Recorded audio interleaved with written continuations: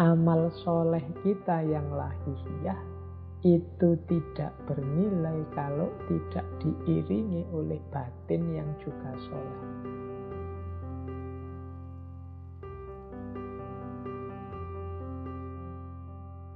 Kategori itu jenisnya, berarti ya kebaikan itu kategorinya dua. Ada kebaikan lahiriah, ada kebaikan batiniah. Ini dua jenis sebenarnya, tapi kalau menurut saya satu paket. Lahiriah dan batiniah itu satu paket seperti dua sisi mata uang. Amal soleh kita yang lahiriah itu tidak bernilai kalau tidak diiringi oleh batin yang juga soleh. Sebaliknya, batin yang soleh itu tidak ada artinya kalau tidak ada manifestasi lahiriahnya. Misalnya, sedekah itu kan lahiriah, membantu orang lain. Tapi kalau batinnya tidak ikut mewarnai, misalnya dengan ikhlas, tanpa pamrih, maka sedekah tadi nilainya jatuh. Mungkin jadinya hanya untuk riya, mungkin jadinya sumber kesombongan karena kehilangan aspek batinnya, yaitu ikhlas. Itu contoh bagaimana lahiriah tergantung batinnya atau batiniah.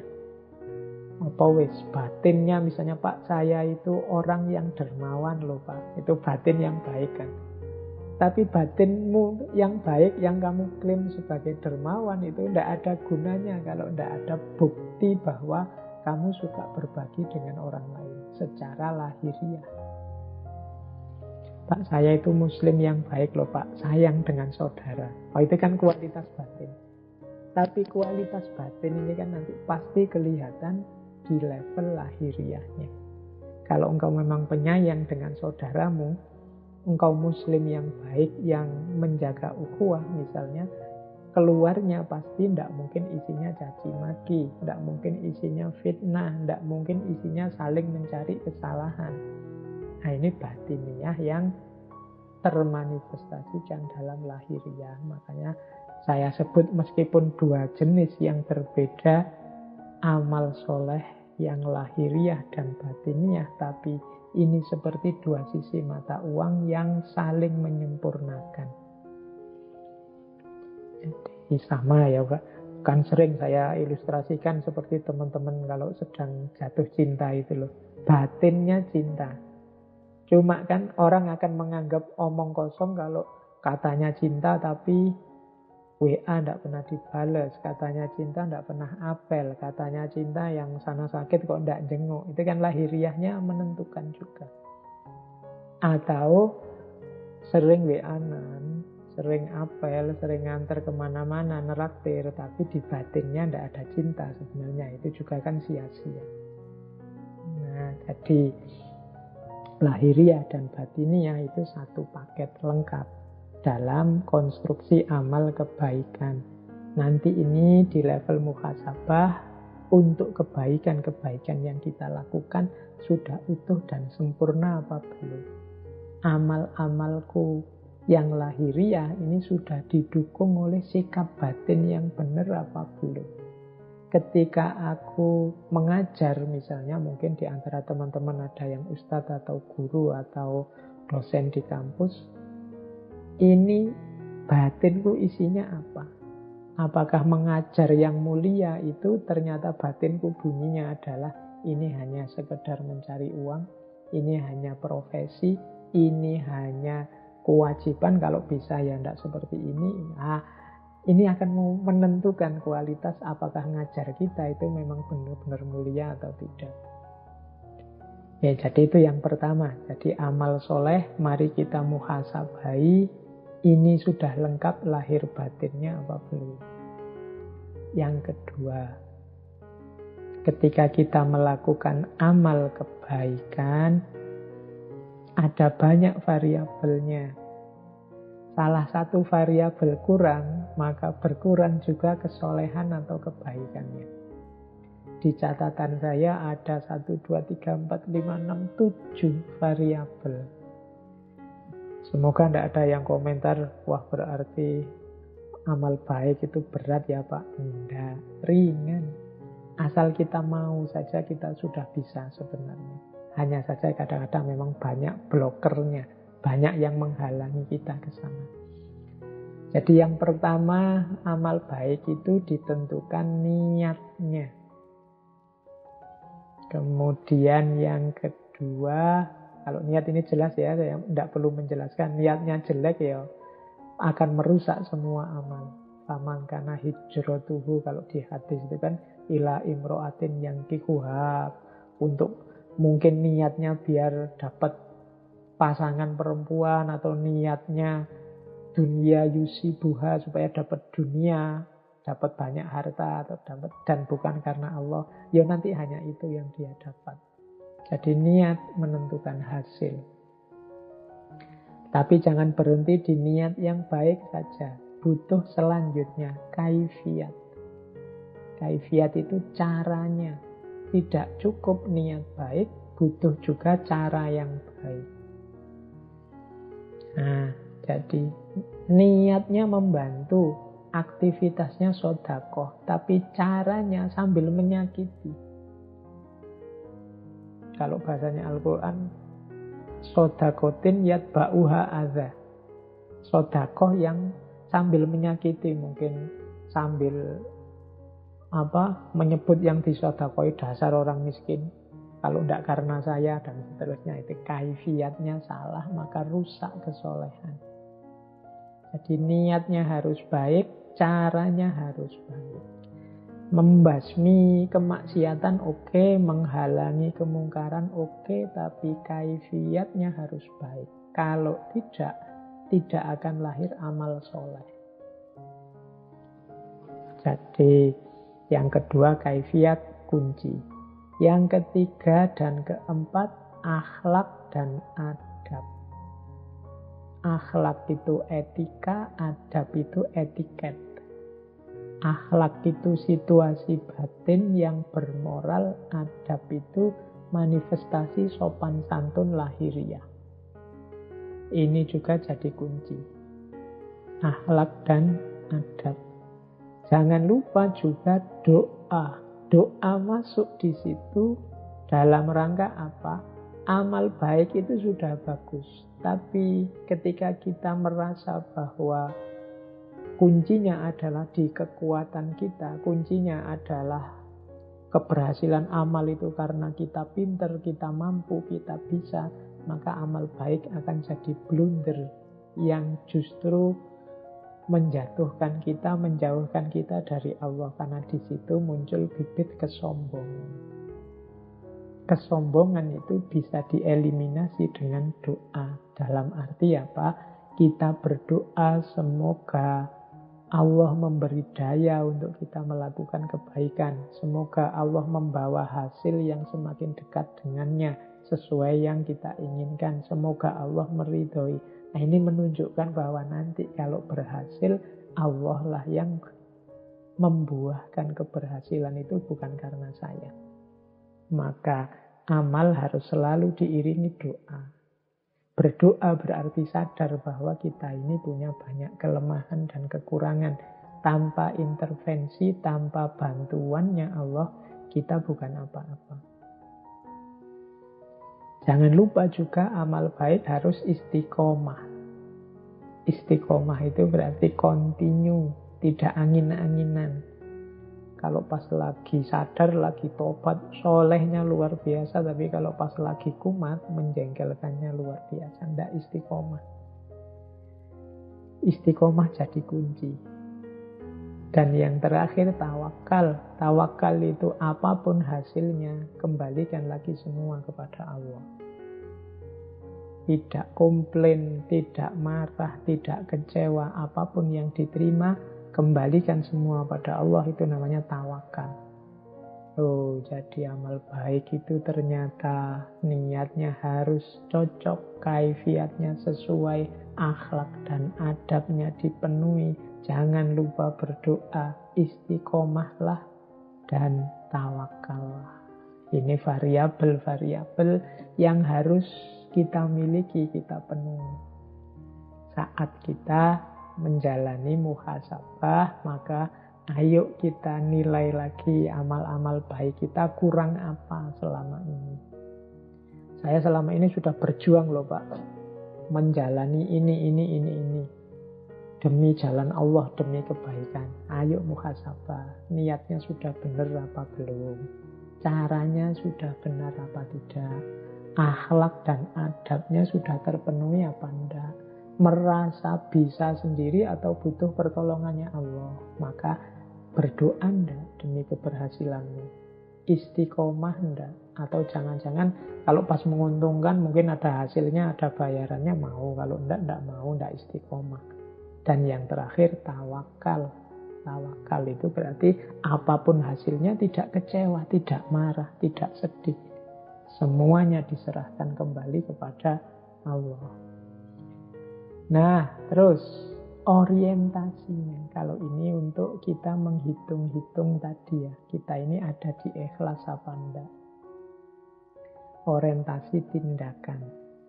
Ada tindakan itu, amal soleh itu yang normatif saja. Normatif itu berarti hanya kewajiban, menjalani norma, menjalani aturan. Puasa karena perintah Al-Quran, sholat karena perintahnya Nabi, dan seterusnya. Itu tidak salah, cuma ya levelnya kewajiban, normatif. Kemudian ada teleologis. Teleologis itu tindakan yang bertujuan. Saya melakukan ini biar batin saya tenang, Pak. Saya melakukan ini biar orang-orang rukun, Pak. Itu teleologis namanya. Ada komunikatif. Komunikatif ini tindakan hasil kesepakatan bersama. Yo kalau dalam agama misalnya, saya pakai kunut, Pak, karena saya ikut mazhabnya ini. Dan di mazhab ini pakai kunut kalau sholat. Nah itu tindakan bersama, tindakan komunikatif. Ada tindakan yang dramaturgik. Dramaturgik itu tindakan yang sifatnya ingin membangun citra. Makanya istilahnya drama. Pak, saya ingin jadi orang soleh, Pak. Maka membentuk diri biar kelihatan seperti orang soleh. Rajin ke masjid, kemudian kemana-mana pakai sarung, pakai kopiah, pakai sajadah, biar dianggap santri dan lain sebagainya. Itu dramaturgi. Tidak salah. Apalagi isinya baik-baik. Bukan pencitraan yang palsu. Karena kadang-kadang diawali dari tidak ikhlas atau diawali dari pamrih-pamrih, tapi nanti akhirnya ketemu dengan ikhlas. Yang terakhir adalah ketulusan. Tidak lagi drama, tapi memang lillahi ta'ala. Jadi mari, kalau kita melakukan amal baik, ini hanya karena tuntutan norma-norma, aturan kewajiban, atau ada tujuan-tujuan khusus, atau komunikatif, ini hasil kesepakatan bersama, atau dramaturgik. Oke. Iya, putus-putus terus jaringannya, nggih. Tidak apa-apa. Tadi sudah saya suruh yang longgar hatinya. Jadi di antara ini saya ingat dulu waktu sesi Imam Haris Al-Muhasibi ya, kalau yang tentang terakhir yang urgensi itu. Jadi di antara yang harus kita muhasabahi adalah apakah kebaikan yang kita lakukan itu sudah urut tertib, yang penting didahulukan, yang primer didahulukan, yang sekunder ya nomor 2, yang tersier ya nomor 3. Kadang-kadang kita itu sering ngurusi yang tidak penting-penting, yang penting malah kelewatan. Itu kayak mahasiswa ikut diskusi di mana-mana, webinar di mana-mana ikut, akhirnya skripsinya tidak jadi-jadi. Nah itu kebalik. Jadi harusnya yang daruri ya dia fokus ngerjain skripsinya dulu, yang serius, yang wajib, baru yang sunnah, baru yang mubah. Nah ini yang sering jadi masalah.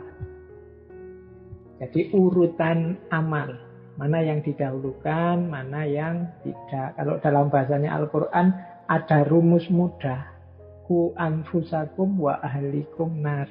Jadi yang pertama dirimu sendiri, jangan kesusu ingin memperbaiki orang, tapi fokuskan dulu dirimu. Kalau sudah berupaya untuk dirimu, boleh membantu orang lain. Yang saya sebut urgensi. Doruri itu yang paling darurat, yang wajib. Haji itu yang harus ada demi yang doruri terpenuhi. Tahsini itu yang sifatnya komplementer saja, pelengkap saja. Doruri itu menutup aurat, haji itu kainnya, tahsini itu bentuknya. Boleh sarung, boleh celana, itu kalau di usul fikih. Tapi kalau dalam amal perbuatan, ya mana yang harus kita dulukan. Oke, terus ini waktunya sudah mepet. Nah, sekarang kita masuk ke perbaikan. Kebaikan kita itu ada batasnya. Karena kita ini lemah, kekurangan, dan penuh keterbatasan. Orang yang tidak sadar perbaikan ini biasanya terus dia mandek di amal soleh tadi. Dia merasa sudah baik. Padahal ada kelanjutannya. Setelah kebaikan masih harus ada perbaikan. Mengapa kita harus perbaikan? Karena kita itu tidak mesti benar, tidak mesti baik. Orang sering lupa. Jadi yang paling akhir ini yang paling sering dilupakan, yaitu aspek perbaikan. Kenapa kita itu harus sadar kita itu lemah, kurang, terbatas. Bahkan yang kemarin kita anggap benar, bisa jadi besok atau lusa tidak relevan lagi sebagai kebenaran. Dulu sebelum corona, sebelum pandemi, itu silaturahmi itu utama. Tapi setelah pandemi ini ya jangan banyak silaturahmi, kita disuruh jaga jarak. Dulu itu kan keakraban, kedekatan. Kalau sholat di masjid, itu kan rapatkan barisan. Itu kebenaran zaman itu, sebelum pandemi. Imamnya sampai, ayo yang rapatkan barisan. Tapi begitu ada pandemi, kebenaran rapatkan barisan itu kan sudah tidak relevan. Situasinya tidak mendukung. Disinilah gunanya kita masuk ke level perbaikan ini, yang sifatnya terus-menerus. Makanya setelah kesadaran kelemahan, kita ada taklim, iktibar. Taklim itu belajar terus, iktibar itu mengambil pelajaran dari peristiwa yang kita alami sehari-hari. Setelah itu muhasabah, menghitung loh hasilnya taklim sama iktibar, itu nanti jadi bahan muhasabah. Nah, dari situ kita terus taubat, tazkiyatun nafas. Kita bersihkan yang keliru-keliru, kita singkirkan yang tidak cocok. Kalau sudah bersih, kita jalankan yang lebih baik. Itu yang saya sebut islah. Amal baik, orangnya disebut muslih, yang melakukan perbaikan. Jadi kita ini harus selalu jadi selain mukmin, kita juga harus muslih, orang yang melakukan kesolehan, melakukan islah. Nah, ini sebelum kita akhiri, saya tidak tahu, mungkin masih ada waktu serba sedikit nanti untuk sedikit tanya jawab. Jadi inilah teman-teman, ayo kita muhasabah diri ya. Ini level-level prosesnya untuk perbaikan. Jadi yang paling dasar tetap ya dosa. Masih banyak tidak dosa-dosa yang kita lakukan. Jadi level perbaikan yang ini adalah tentang dosa. Yang paling dasar. Kalau masih banyak dosa, ya berarti kita masih harus sibuk membereskan tentang dosa ini. Nah, setelah dosa beres, dalam arti kita bukan orang yang banyak melakukan dosa, atau tidak ada lagi dosa-dosa yang secara sengaja serius kita lakukan. Mungkin ada yang kecil-kecil tidak sengaja. Berarti kita sudah sukses di level perbaikan pertama. Mari naik satu level lagi. Yaitu apa? sirna segala keterikatan di luar diri. Ini saya pakai kata-kata sirna, biar teman-teman tidak terlalu merasa tinggi. Kalau dalam bahasa Arab itu biasanya pakai istilah fana. Jadi fana itu sirna. Makanya fana fillah itu orang yang sirna di dalam Allah. Nah, ini level-levelnya fana. Fana paling dasar adalah sirnanya segala dosa. Setelah itu apa? Sirnanya segala keterikatan duniawi di luar diri. Jadi kita tidak lagi terikat dengan harta, tidak lagi terikat dengan jabatan, bahkan anak, istri, keluarga. Tidak terikat itu maksudnya tidak segala-galanya demi harta, segala-galanya demi jabatan atau anak atau keluarga. Jadi sudah bisa menomorsatukan Allah. Sudah tidak lagi terikat oleh hal-hal yang sifatnya duniawi. Ini level 2. Ada level ketiga, yaitu sirnanya kesombongan diri. Sirnanya kesombongan diri ini biasanya orang yang sudah sukses di level pertama dan level kedua perbaikan. Begitu dia sukses, wah saya sudah tidak banyak dosa lagi. Saya sudah tidak terikat lagi dengan hal-hal yang duniawi. Kemudian dia merasa, alhamdulillah aku sukses, aku bisa, aku mampu. Berarti aku ini hebat, berarti aku ini orang pilihan, berarti aku ini orang yang besar, berarti macam-macam. Itu biasanya tantangan selanjutnya adalah dirinya sendiri atau ego. Jadi, setelah mengalahkan dosa-dosa kegelapan, kemudian mengalahkan dunia di sekelilingnya, kemudian yang ketiga adalah mengalahkan egonya. Baru kemudian puncaknya adalah semuanya sirna kecuali Allah saja. Semuanya tidak penting kecuali Allah. Yang nomor satu dalam hidup, satu-satunya adalah Allah saja. Nah, ini level yang keempat, perbaikan. Jadi kalau sudah sampai yang atas itu, yaitu nanti makom paling tinggi kalau dalam dunia tasawuf. Saya tidak tahu teman-teman ada di level mana, tapi semoga kita sudah memulai muhasabah diri untuk melakukan perbaikan-perbaikan step by step.